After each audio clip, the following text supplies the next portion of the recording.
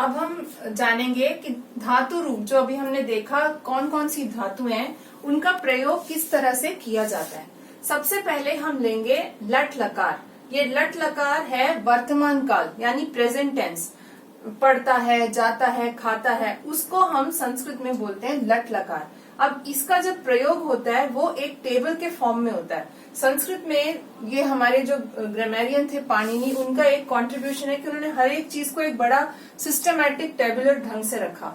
तो ये एक टेबल है धातु रूप की, जो हमने पिछली वीडियोस में देखा कि एक वचन, द्विवचन, बहुवचन, प्रथम पुरुष, मध्यम पुरुष, उत्तम पुरुष, उसमें हम धातु रूपों को किस तरह से रखकर समझ सकते हैं और उनका प्रयोग कर सकते हैं। अब जैसे हम पहली धातु ले पठ, पढ़ना, तो इसका रूप लट लकार में वर्तमान काल में बनेगा पठति, पठतः, पठन्ति, पठसी, पठतः, पठत, पठामि, पठावह, पठामः। ये हो गया बेसिक। अब आप जो भी धातु हैं, जैसे हमने वहां पे लिस्ट की, वद धातु है तो वदति, वदतः, वदन्ति, वदसी, वदथः, वदत, वदामि, वदावह, वदामः। इसी तरह से और कोई धातु लीजिए, चल धातु, तो चलती, चलतः, चलन्ति, चलसी, चलथः, चलत, चलामी, चलावह, चलामः। ठीक है। इसी तरह से अगर आप हस धातु लें, हसती, हसतः, हसन्ति, हससी, हसथः, हसत, हसामी, हसावह, हसामः। ठीक है। और ऐसी खाद धातु, खाना, खादती, खादतः, खादन्ति, खादसी, खादथः, खादत, खादामी, खादावह, खादामः। अब आप देखें क्रीड, क्रीडती, क्रीडतः, क्रीडन्ति। इसको मैं आपको लिख के दिखाती हूँ क्योंकि इसमें कई बार बहुत लोग लिखने में गलती कर जाते हैं। बाकी धातुएं तो बहुत सिंपल है, बस आपको समझ लीजिए जो आज की लैंग्वेज में बोले तो कॉपी पेस्ट करना है। ये देखिए क्रीड धातु है, क्रीडती, क्रीडतः, क्रीडन्ति।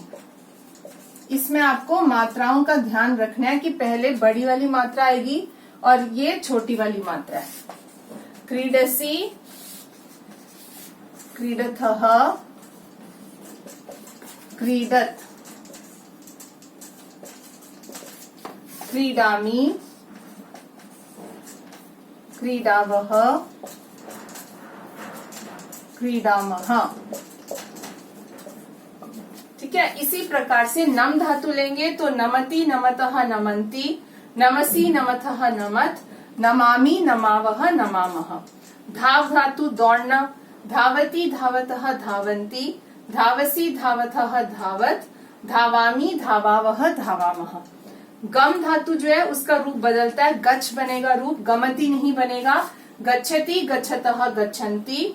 इसको भी मैं आपको लिख के बताती हूँ, जो थोड़ी सी अलग है आपको ध्यान में रखनी है, तो उसको किस तरह से लिखा जाएगा। ये गच्छति, गच्छतः, गच्छन्ति, गच्छसि, गच्छथः, गच्छत, गच्छामि,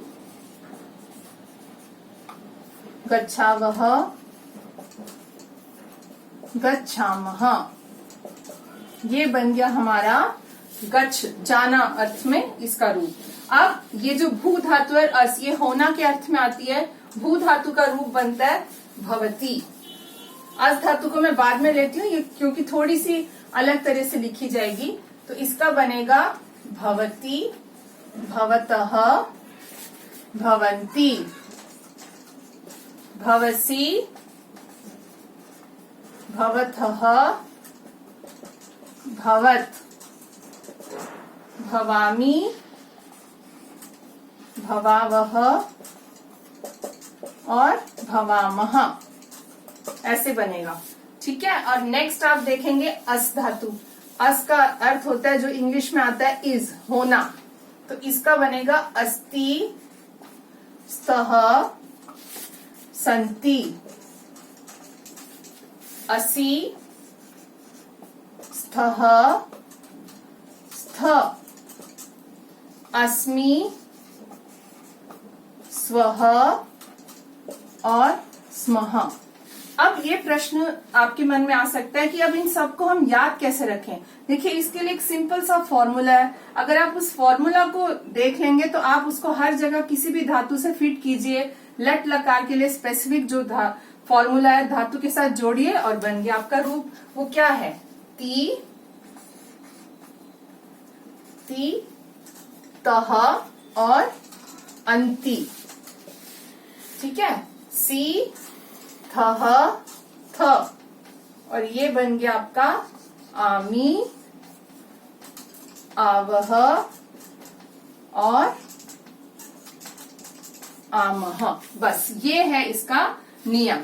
तो ये अगर आपने नियम याद कर लिया, नियम आपको समझ आ गया। ऐसे हमारे 10 लकार हैं, लेकिन हमारे 12वीं तक के सिलेबस में 5 ही लकार होते हैं। हम सब एक एक करके देखेंगे। लट लकार में इस तरह से ती, तह, अंति, सी, थह, थ, आमी, आवह, आमह। बस आप इसको जोड़िए किसी भी धातु के साथ, जैसे वद के साथ जोड़ा वदती, चल के साथ जोड़ा चलती, और ऐसे सभी धातुओं के साथ आप इस फॉर्मूला को लगाएं और आपको रूप आराम से याद हो जाएगा। इसी वीडियो की डिस्क्रिप्शन बॉक्स में लिंक में सारे नोट्स दिए हुए हैं, आप वहां से देख सकते हैं। आशा है आपको लट लकार समझ आ गया होगा। धन्यवाद।